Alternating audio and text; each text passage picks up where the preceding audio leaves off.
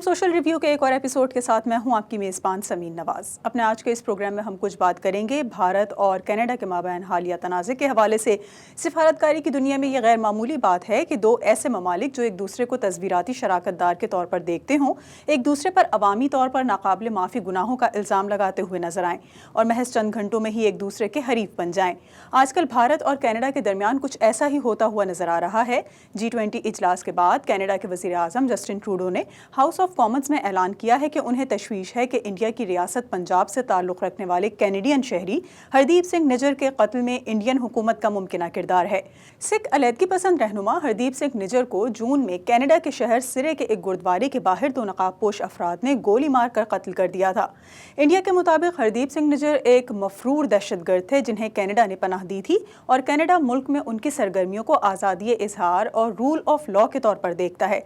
लेकिन ट्रूडो की तरफ से लगाए गए इल्ज़ामात गैर मामूली थे, जिसमें उन्होंने इंडिया पर हसास नौयत का इल्ज़ाम आयद किया था।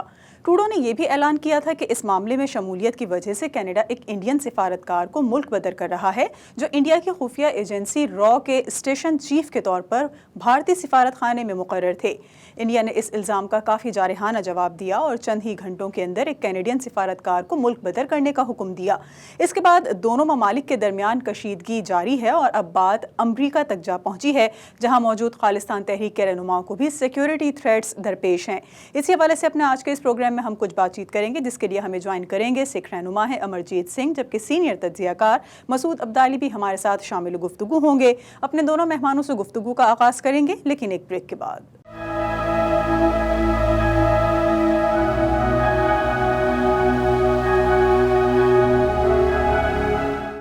वेलकम बैक नाज़रीन। प्रोग्राम में एक बार फिर आपको खुशामदीद कहेंगे। डॉक्टर अमरजीत सिंह और सीनियर तज्जियाकार मसूद अब्दाली हमारे साथ प्रोग्राम में गुफ्तगू के लिए मौजूद हैं।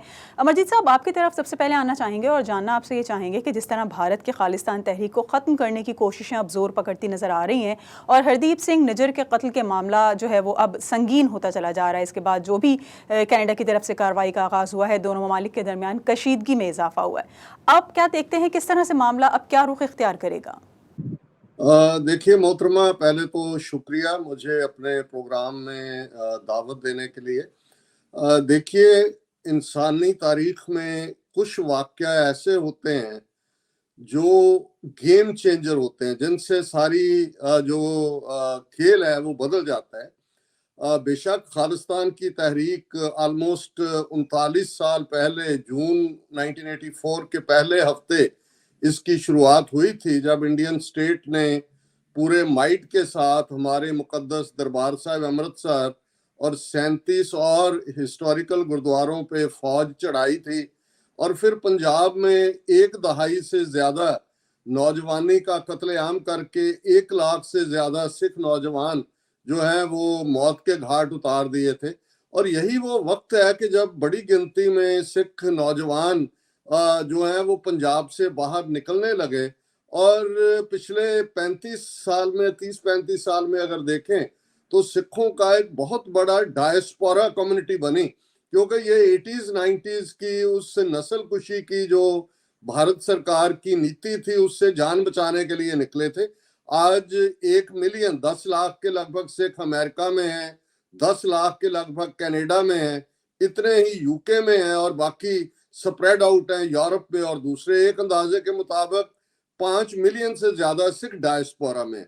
सो इसका जो पॉजिटिव असर ये हुआ कि वहां तो उन्होंने एक नस्ल मुका दी, दूसरी ड्रग्स के हवाले कर दी, फिर भी वहां वक्तन बवक्तन आवाज उठती है भी। लेकिन ये गेम चेंजर दिन बना 18 सितंबर का, जब कनाडा के प्राइम मिनिस्टर ट्रूडो ने ऑटवा में पार्लियामेंट में खड़े होकर कहा कि इसके पीछे भारत सरकार या उनकी एजेंसियों का हाथ है।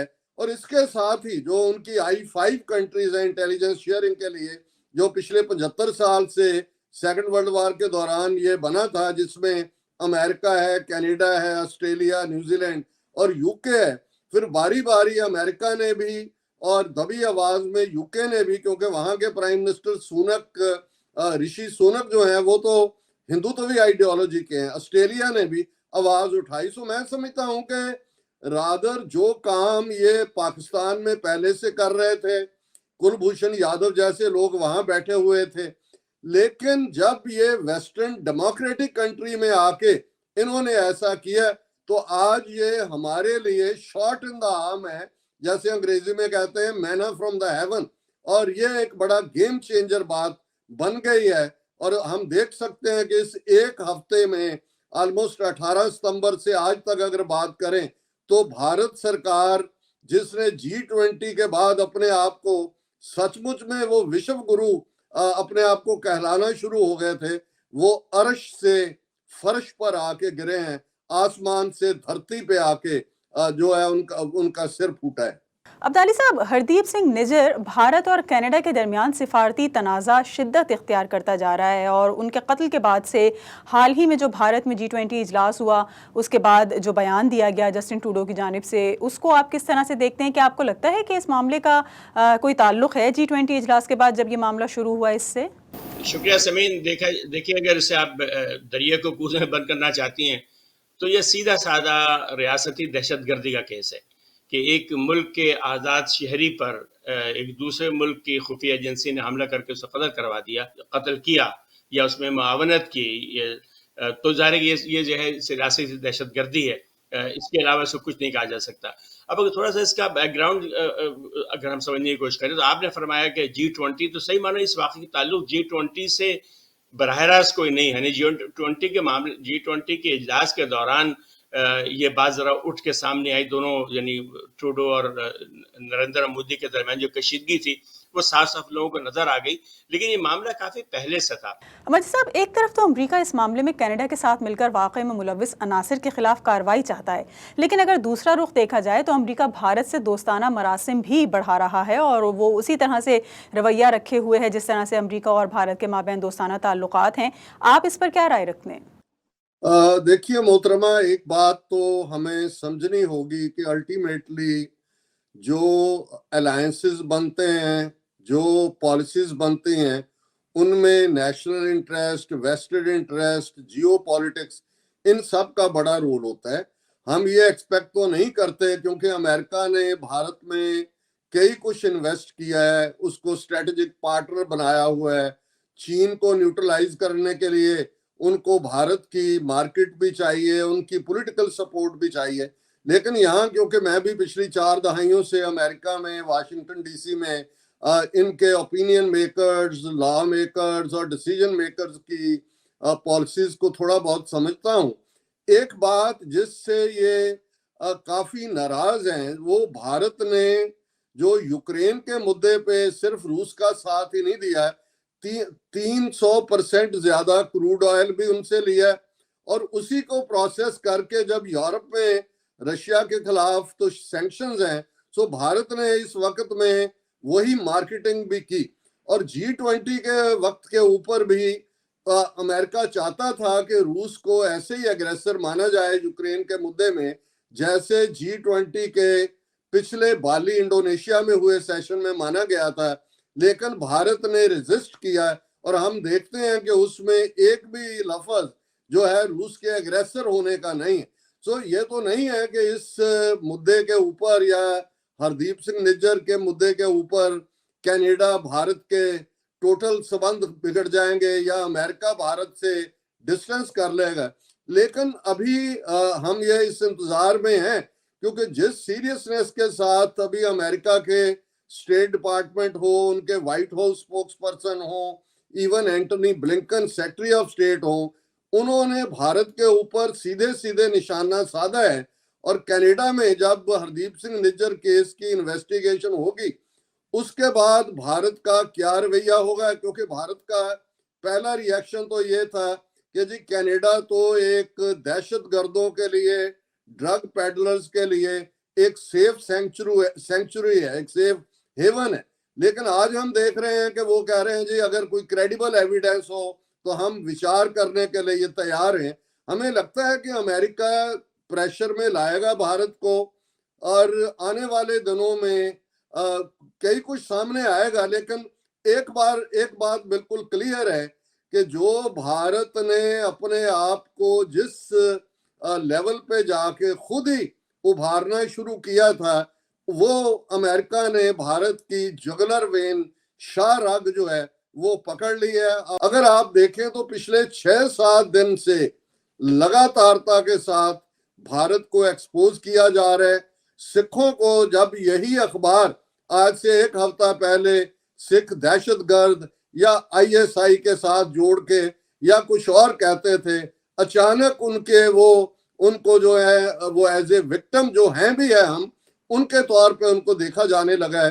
तो हम समझते हैं कि कोई बड़ी गेम भी हो सकती है, बट इस वक्त हमें इस बात की जो है वो तसल्ली है कि एटलीस्ट भारत का दूसरा चेहरा जो है जो जमहूरियत के पीछे ये छिपे हुए थे, एटलीस्ट वो इंटरनेशनल लेवल पे डिस्कस होना शुरू हुआ है।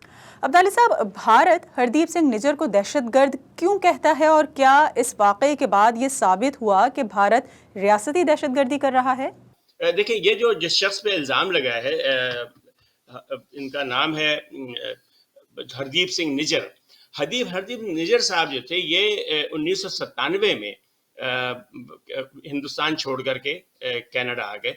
ये आज़ाद खालिस्तान के हामी थे। ज़ाहिर 19 साल का नौजवान कोई बड़ा किरदार तो अदा नहीं कर सकता। ये 1997 में जो है वो कनाडा आ गए।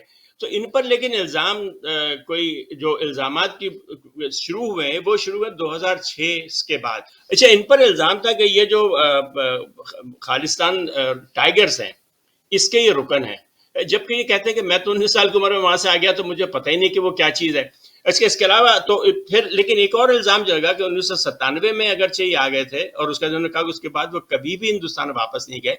लेकिन भारतीय जो इंटेलिजेंस है, जिसको ये लोग नेशनल इंटेलिजेंस सर्विस कहते हैं, उसने उन पर इल्ज़ाम लगाया कि ये 2018 में 2013 में ये जो है वो आए पाकिस्तान आए थे। वहाँ आकर के इन्होंने जो उसकी तंजीम है सिख खालिस्तान टाइगर, उसके कायद से मुलाकात की। ये उन पर इल्ज़ाम था। इसके अलावा एक और इल्ज़ाम सिख फॉर जस्टिस एक तंजीम है जो रेफरेंडम करा रही है।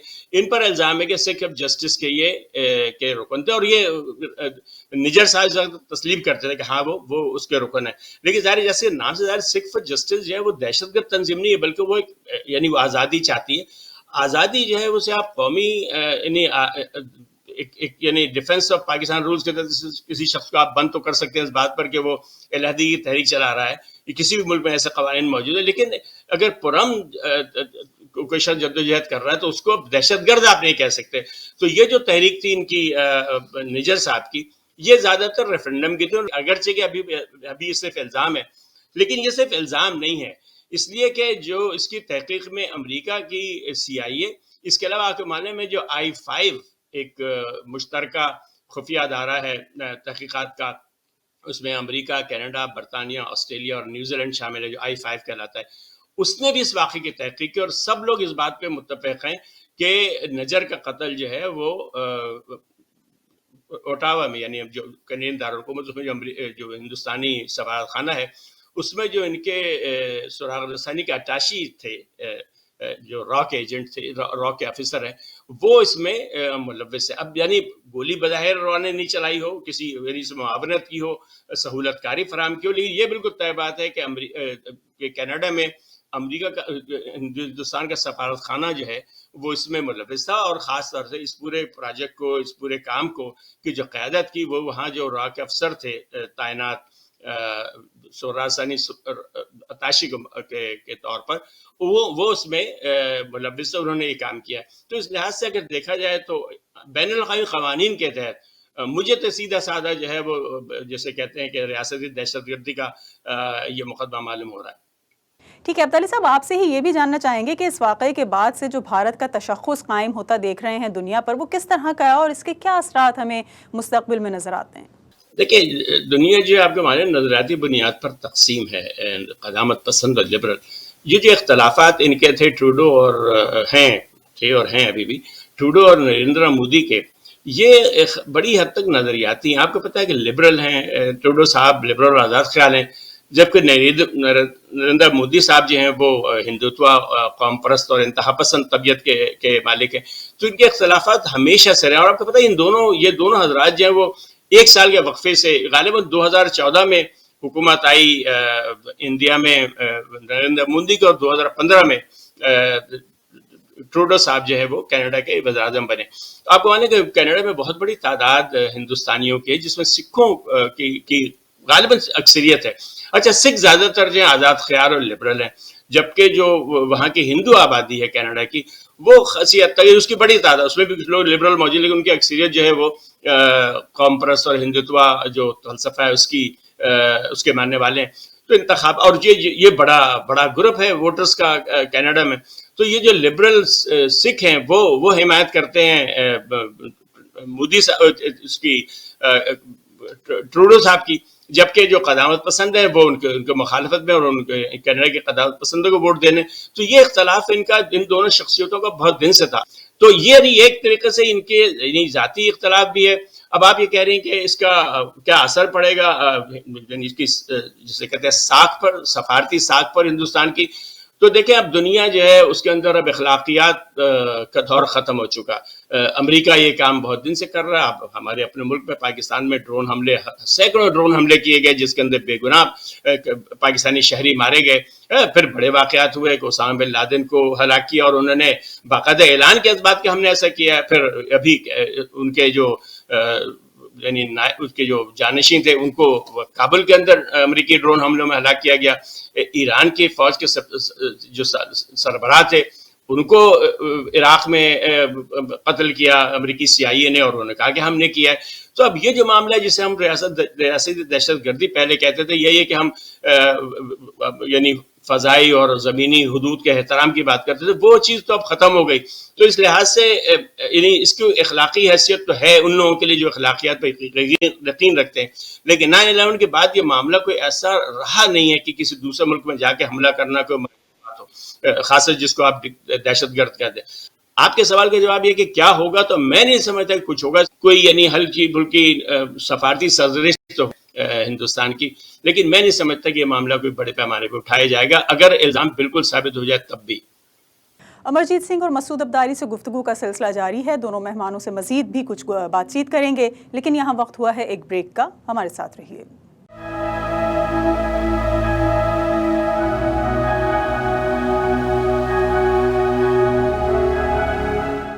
वेलकम बैक नाज़रीन। प्रोग्राम में एक बार फिर आपको खुशामदीद कहेंगे। अमरजीत सिंह और मसूद अब्दाली प्रोग्राम में गुफ्तगू के लिए हमारे साथ मौजूद हैं, और हम कुछ बातचीत कर रहे हैं कनाडा और भारत के माबैन बढ़ती हुई कशीदगी के हवाले से। खालिस्तान तहरीक के रहनुमा के कत्ल के बाद से अब दोनों ममालिक के दरमियान सिफारती ताल्लुकात भी मुनक़ता हो चुके हैं। अमरजीत साहब, कनाडा के बाद अब अमरीका में भी मौजूद खालिस्तान लीडर्स को सिक्योरिटी थ्रेट्स का सामना है। क्या इस सब के बाद सिख कम्यूनिटी को कोई इजाफी सिक्योरिटी दी जा रही है, या आप लोगों को कोई इजाफी अहकामात जारी किए गए हैं अमरीकी सिक्योरिटी एजेंसीज की जानिब से? देखिए मोहतरमा, कनाडा में तो 2 दिन पहले उनके हाई कमीशन जो ऑटवा में है वहाँ, और उनके कॉन्सुलेट जो एक वैंकूवर में और टोरंटो में, वहाँ जोरदार प्रोटेस्ट हुए हैं।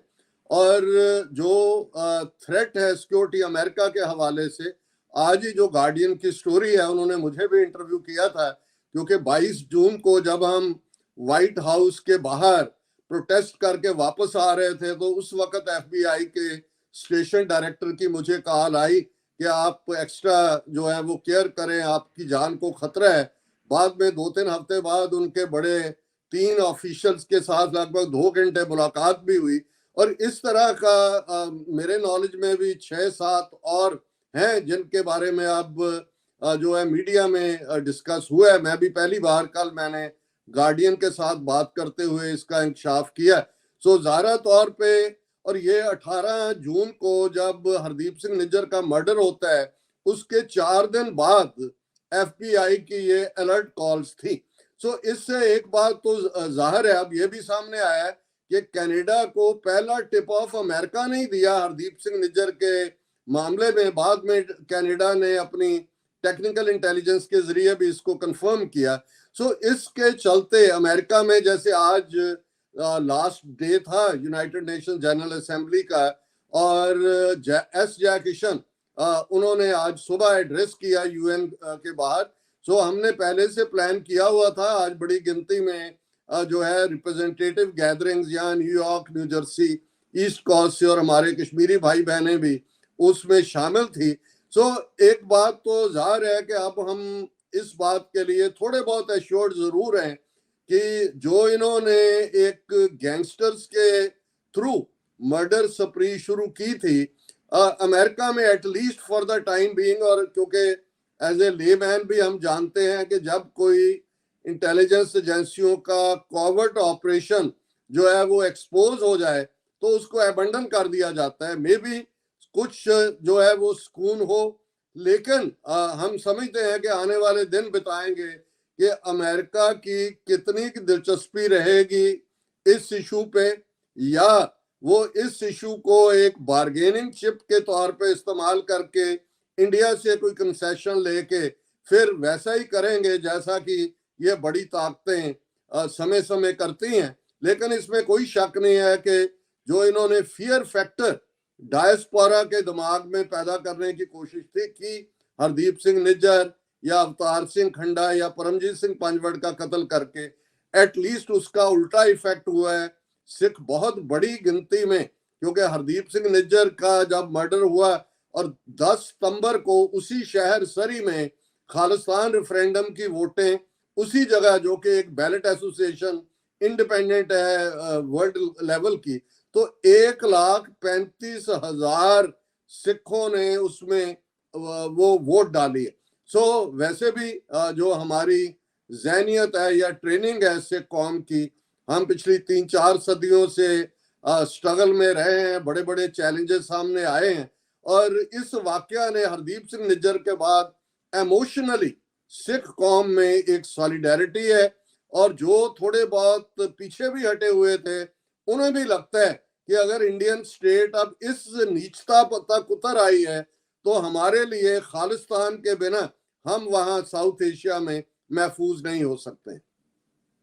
अब्दाली साहब, भारत के बाद अगर हम बात करें तो मुसलमानों को जिस तरह से परेशानी का सामना रहा है भारत में, अब दीगर अक़लियतों का भी हम यही हाल देख रहे हैं, और हालिया कुछ इस तरह के वाक़यात सामने आए हैं जिसमें क्रिश्चियंस कम्युनिटी को भी इसी तरह के दरपेश हैं तमाम तर मामला। तो आपको क्या लगता है कि इसी तरह के ख़तरात का सामना और दीगर तमाम तर कम्यूनिटीज़ और दीगर अक़लियतों को भी मज़ीद बढ़ जाएगा दुनिया भर में मौजूद जो भारत से ताल्लुक़ रखने वाले लोग हैं, या इस वाक़े के बाद से खालिस्तान तहरीक की वजह से आप दुनिया भर में मौजूद सिखों को भी क्या समझते हैं कि उनको टारगेट किया जा सकता है, निशाना बनाया जा सकता है, दहशतगर्द कहा जा सकता है, जिस तरह से अमेरिका में 9/11 के बाद दुनिया भर के मुसलमानों को दहशतगर्द समझा जाता रहा?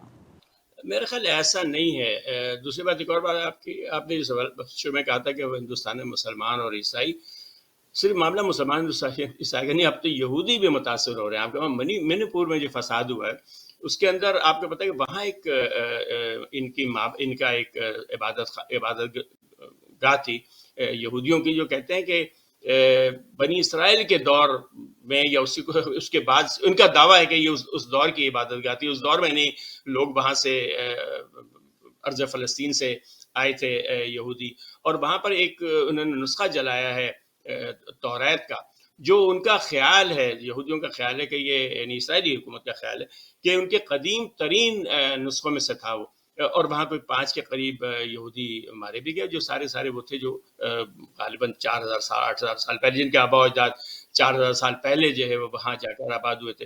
तो ज़ाहिर है कि वो मामला इसका है। अच्छा, दूसरी बात है कि लेकिन ये जो मसला है कि शायद हिंदू और सिख आबादी के खिलाफ कोई कार्रवाई हो, तो ये मगरब का मिजाज ज़रा मुख्तलिफ है, यहाँ शायद ऐसा ना हो। मुसलमानों का मामला ये था कि वो कार्रवाई वहीं बड़ी पैमाने पे कार्रवाई हुई थी, 4000 लोग वहाँ मारे गए थे।